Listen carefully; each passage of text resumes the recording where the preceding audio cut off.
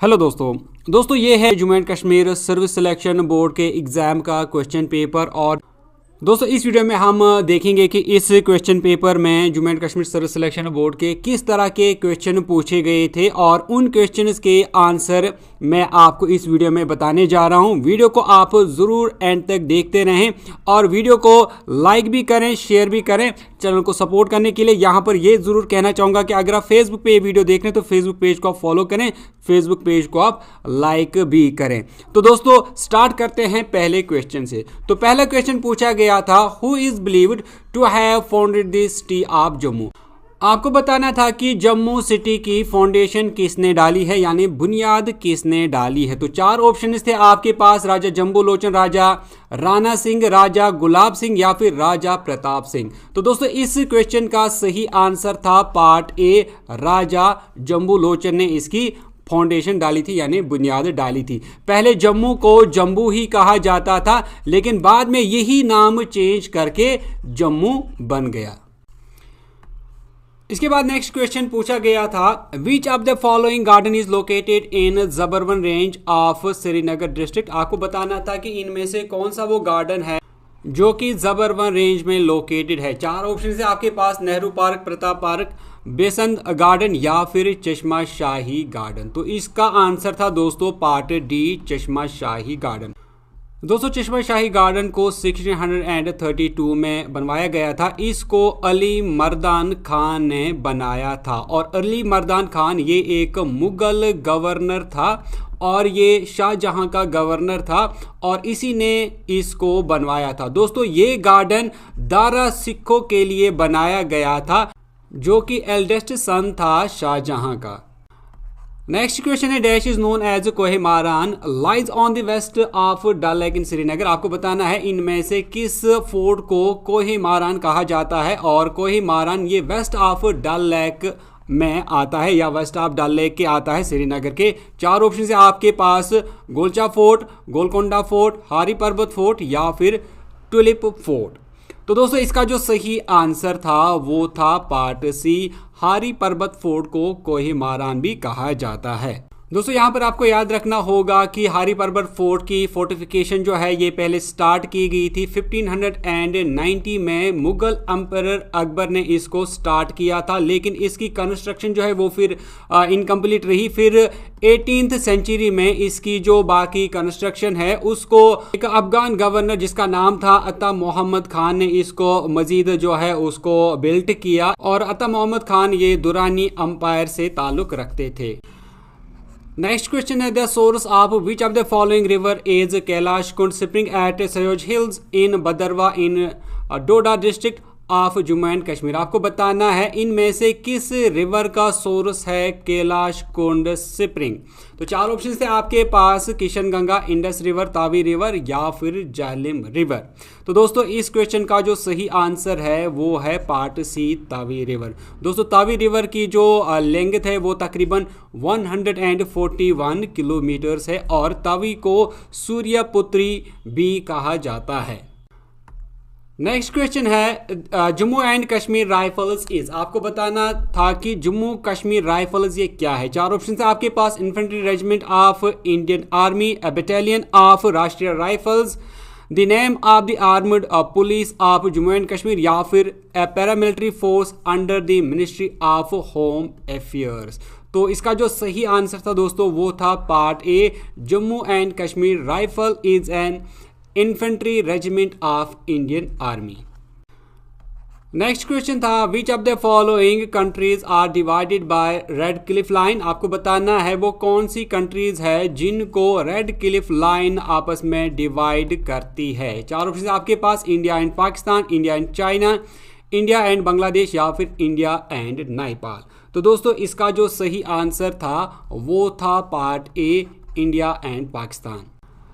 Next question, what is Gulmarg famously known as. आपको बताना था कि गुलमर्ग को और किस नाम से जाना जाता है। चार ऑप्शन है आपके पास, mountain queen, meadow of flowers, the crown of Kashmir या फिर गॉड्स ओन कंट्री। तो दोस्तों इसका जो सही आंसर है वो है part B, meadow of flowers.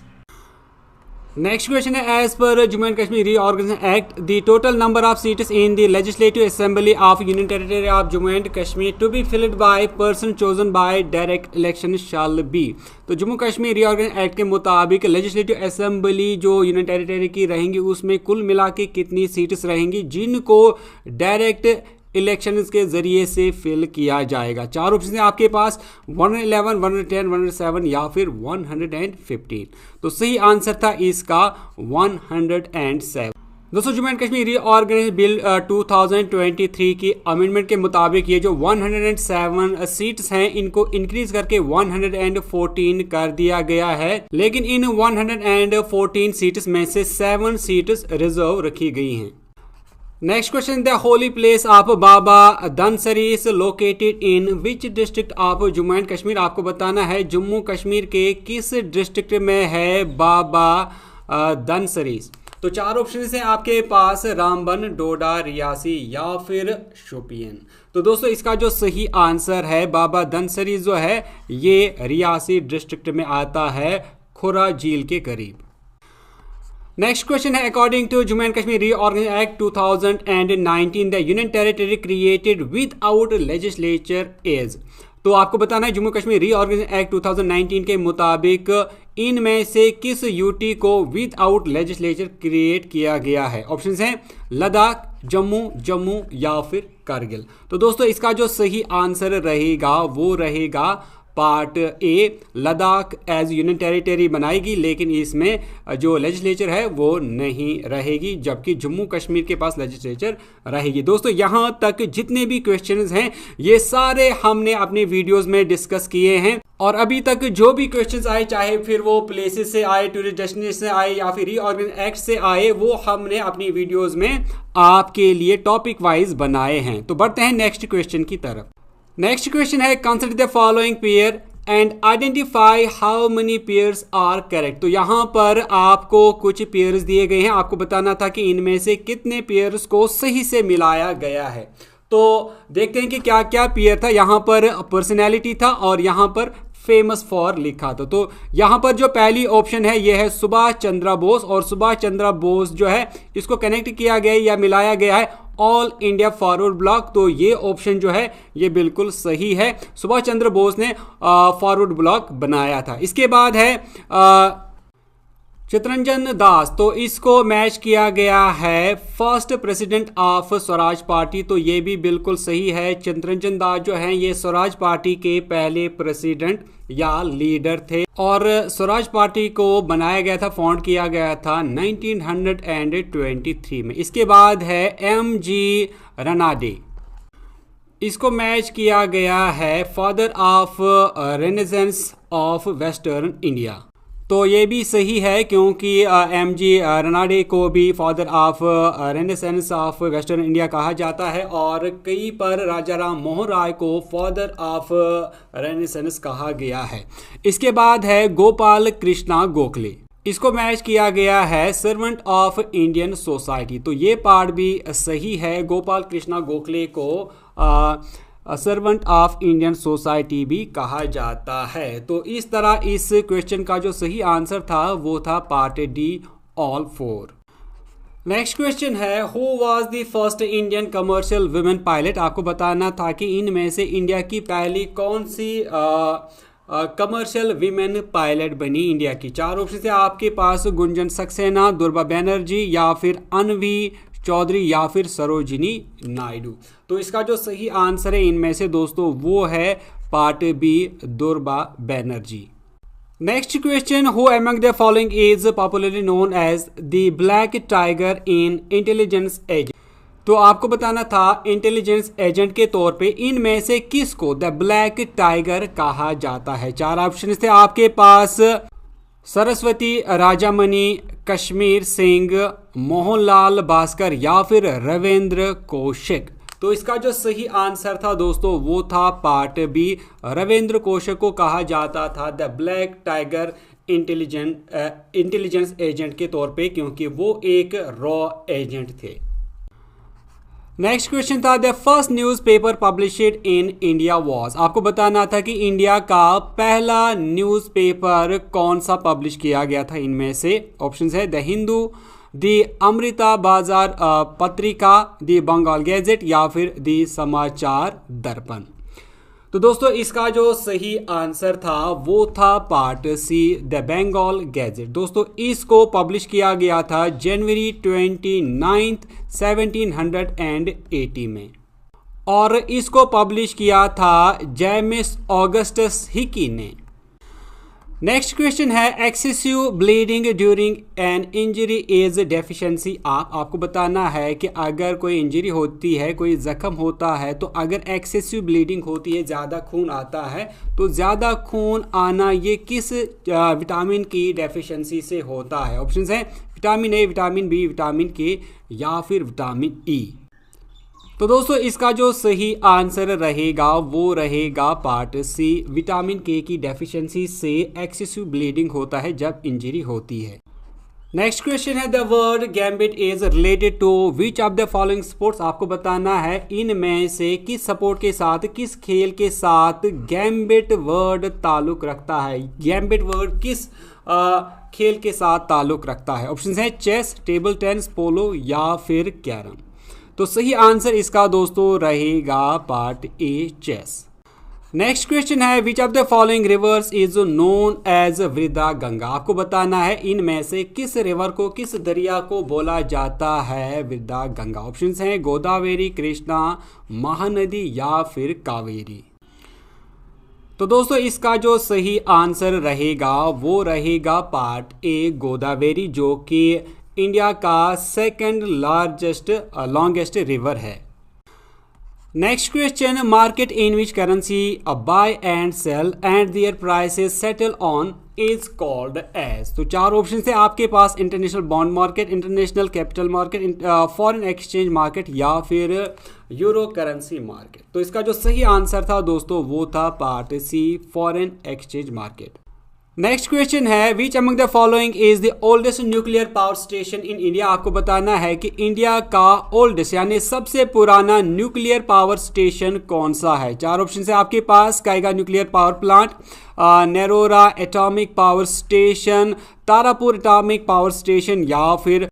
तो दोस्तों इसका जो सही आंसर रहेगा वो रहेगा part C Tarapur atomic power station. दोस्तों तारापुर एटॉमिक पावर स्टेशन जो है ये इंडिया के महाराष्ट्र स्टेट में आता है। Second generation the size of computers was decreased by replacing vacuum tubes with. आपको बताना है जो सेकेंड जनरेशन ऑफ कंप्यूटर है उसमें वैक्यूम ट्यूब्स को इनमें से किस चीज से रिप्लेस किया गया और इसकी वजह से कंप्यूटर का जो साइज है वो रिड्यूस हो गया यानी कम हो गया। ऑप्शन है आपके पास आईसीज, सेमीकंडक्टर्स, ट्रांजिस्टर्स या फिर माइक्रो प्रोसेसर्स। तो इसका जो सही आंसर रहेगा दोस्तों वो रहेगा पार्ट सी ट्रांजिस्टर्स।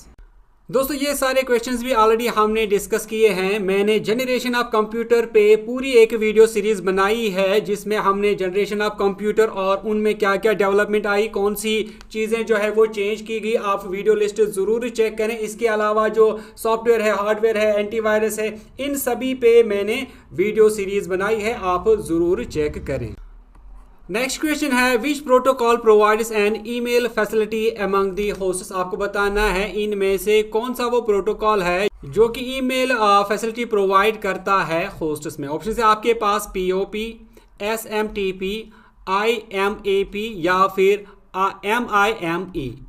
तो दोस्तों इसका जो सही आंसर रहेगा वो रहेगा पार्ट बी एसएमटीपी यानी सिंपल मेल ट्रांसफर प्रोटोकॉल।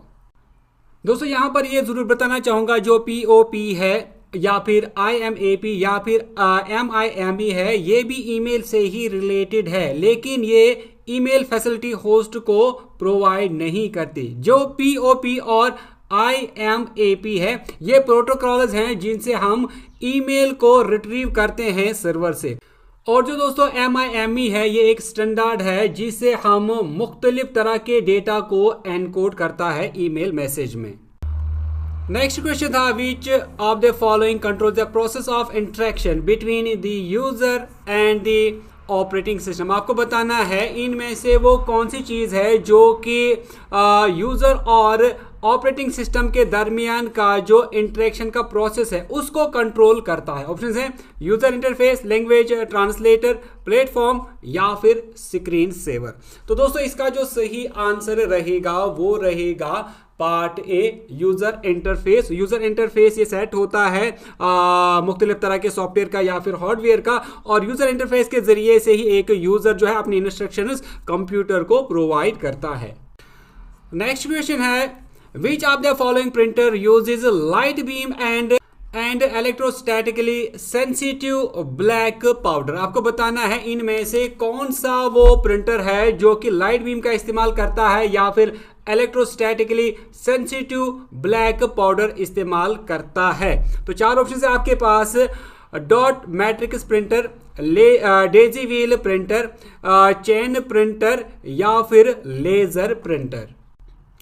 तो दोस्तों इसका जो सही आंसर आएगा वो आएगा पार्ट डी, लेजर प्रिंटर।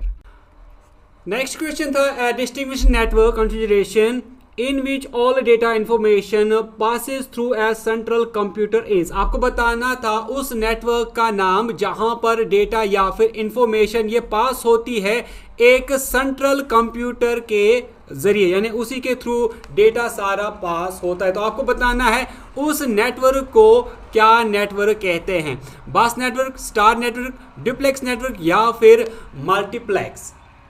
तो इसका जो सही आंसर था दोस्तों वो था पार्ट बी, स्टार नेटवर्क। दोस्तों अगर हम बस नेटवर्क या फिर बस टोपोलॉजी की बात करते हैं तो इसमें सेंटर में एक केबल रहती है और इसी केबल के ऊपर नोड्स होते हैं, सारा डेटा इसी केबल से होके ट्रांसफर किया जाता है। और जो स्टार होता है, स्टार में बीच में एक सर्वर होता है, कंप्यूटर होता है और इसी के साथ बाकी कंप्यूटर्स या फिर सर्वर जो हैं वो जुड़े होते हैं और इसी मेन कंप्यूटर जो सेंटर में होता है इसी से सारा डेटा जो है वो ट्रांसफर होता है दूसरे कंप्यूटर्स तक।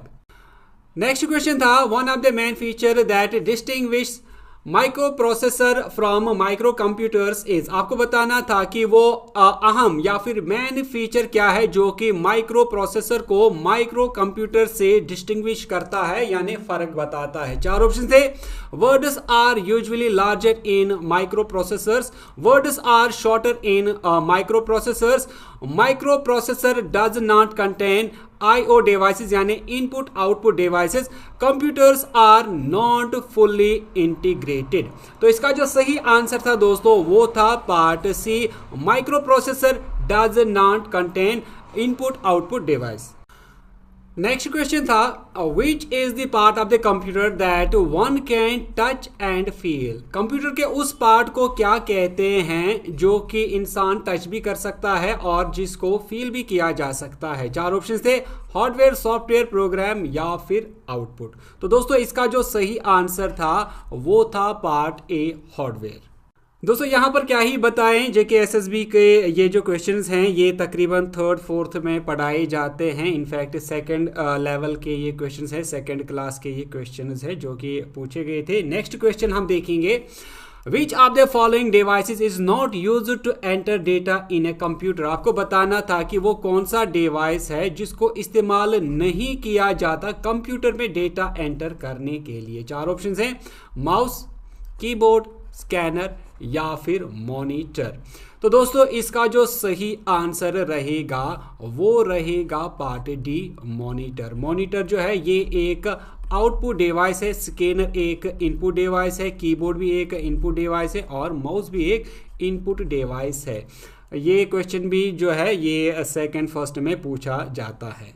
नेक्स्ट क्वेश्चन है, Which of the following device can be used to directly input printed text? आपको बताना है वो कौन सा डिवाइस है जिसका हम इस्तेमाल कर सकते हैं जो प्रिंटेड टेक्स्ट हो, यानी कहीं पेज वेज पर अगर हम कुछ प्रिंट किया गया हो तो किस डिवाइस से हम उस प्रिंटेड टेक्स्ट को इनपुट ले सकते हैं अपने डिवाइस के अंदर, यानी वो उस प्रिंटेड टेक्स्ट को जो है एज इनपुट लेगा।